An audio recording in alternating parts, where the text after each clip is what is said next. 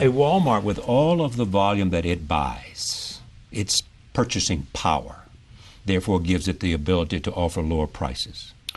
Well, doesn't that give them an advantage they ought to be able to translate? Because their purchasing power is bigger than your purchasing power, is it not? I wouldn't. I think in a lot of the product categories, that ship sailed a long time ago. Meaning what? Meaning that we have the purchasing power to compete with anybody. We have if the not volume relationships right. with suppliers. That playing field has been leveled. Okay. If you'd asked me that question, 10 or 15 years ago, right. I'd have agreed with you that there was the challenge you had overcome. But even then, our profitability is not our customer's problem. We don't take the point of view that we're going to price products, at a particular margin for ourselves. We say we're going to price products competitively, and if that means on that product that we lose money, that's okay, because we need to take care of the customer and earn trust, and we'll figure out over time. And if we find we can't ever make money with that product, we'll stop selling it. But we're not going to make customers pay for any of our inefficiencies, if you see what I'm saying. Did you lose money on the Kindle? Every new business that we have ever invested in, it has taken years. Most businesses have either no impact on our financials for the first 5 to 7 years, or a negative impact on our financials for the first 5 to 7 years. And we do a lot of new things. The company is very healthy financially. We're doing very well, and it's an outcome of customer obsession. So, when we were Amazon.toast, that was because Barnes & Noble had, we only had 100 and, right. When we were declared Amazon.toast, I think we had 150 employees. Barnes & Noble had 30,000 employees. And somebody wrote an article that said, Amazon has had a great 2-year run, but now the big boys have shown up, and they're going to steamroll them. And, we had a all-hands meeting. I called all 150 employees together. I said, look, because everybody's worried about it. Every employee has read the Amazon.toast article. Every mother of every employee has read the Amazon.toast article and has called and said, your father and mother who live here in New York. Yeah, are you okay? Yeah. And so we had an all-hands meeting, and I said, look, you should wake up worried, terrified every morning, but don't be worried about our competitors, because they're never going to send us any money anyway. Let's be worried about our customers and stay heads down focused. And so these are big, most of these are big markets. Another way to answer your question about competitors and Walmart is to say, look, they can succeed fabulously, and it won't stop us from succeeding. These retail markets are huge. So it often doesn't make sense for us to think of it as a pitched battle. Sometimes people think about business as it's kind of like a sporting event. There's a winner and a loser. It's not a zero-sum game. It usually isn't. I'm sure there are cases where, but most often, industries succeed. So I can tell you, I think e-commerce is succeeding. And the way we think about it, nobody else has to fail for us to do well. I think ebooks is like that. I think there are going to be many winners. I think ebooks is going to be a huge industry. Well, there are many competitors now. I mean, you've got Barnes & Noble is one of them, Sony is continue another now, and there'll be Apple more. is another. But I have a list of 50 competitors that we could walk through. I mean, all over the world doing different things. And our focus is going to be, we'll try to pay attention to those competitors, but we're not going to obsess over them. We're going to obsess over readers, and that because those are the people who are buying that device. And we're going to make it. And it's not just a business for us. It's a mission for us, and missionaries build better products. What is Jeff Bezos thinking about today in 2010 that we might not know anything about that he thinks may be a reality in 2013 or 2015? Well, where is one of the things is the Amazon Web Services business.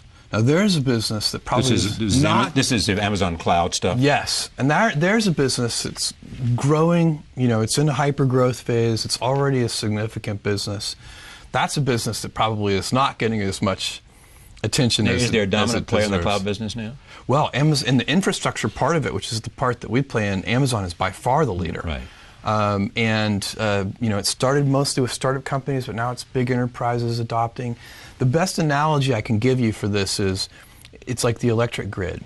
So instead of, right now, big companies build their own data centers, and they buy their own servers, and they put it in. It's a lot of CapEx. There's a lot of price of admission. You have to, if you're going to operate a data center, you have to do it well.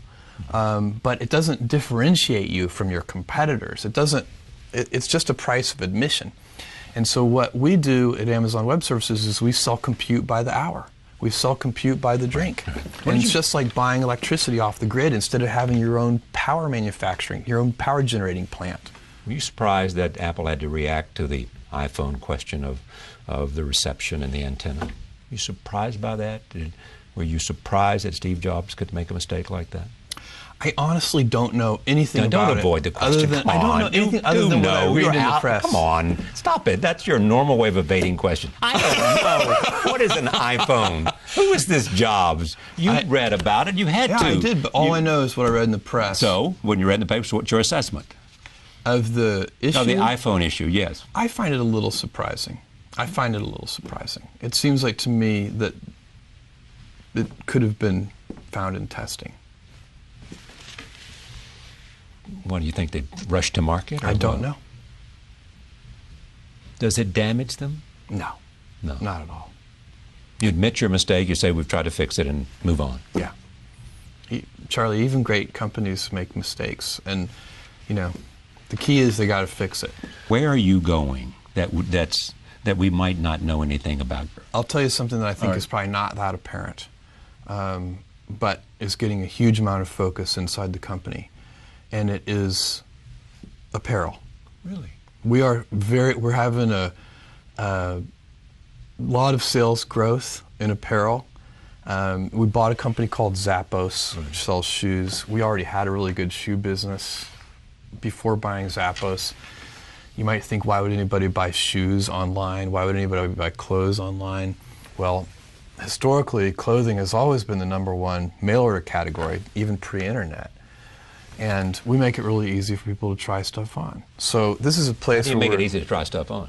By making it easy to return. Oh, I see. Yeah. So and we try to get people not to feel guilty about it. Buy 3 pairs of jeans, and return 2 of them. It's okay. That's okay with you. Don't worry about it. Yeah, it's okay with us. Keep the one that fits. So if you want a preview of where we're headed with apparel, go look at the denim category. Go look at women's jeans on Amazon, and you'll see that'll give you a little insight into our future. So part of what you hope will be happening, it already is happening in a big way, is that when people think about making a purchase, their first instinct is Amazon. What I want is for people to feel like Amazon is the most reliable, that they have earned trust. Trust's hard-earned, easily lost. But we want to make hard promises, like if you're an Amazon Prime member, we'll get you this tomorrow or in 2 days, and we'll be very clear about it. You can pay $3.99 to get it tomorrow, or you can get it for free in 2 days. And that's a hard promise to make. And then we do a good job at keeping those promises, and that's how you earn trust. Make a hard promise, keep it. And if we can continue to earn trust, that's also what lets us branch out into new product categories, new businesses, because customers will give you the benefit of the doubt. They'll say, Amazon does a good job for me, and so, I'll try this Kindle.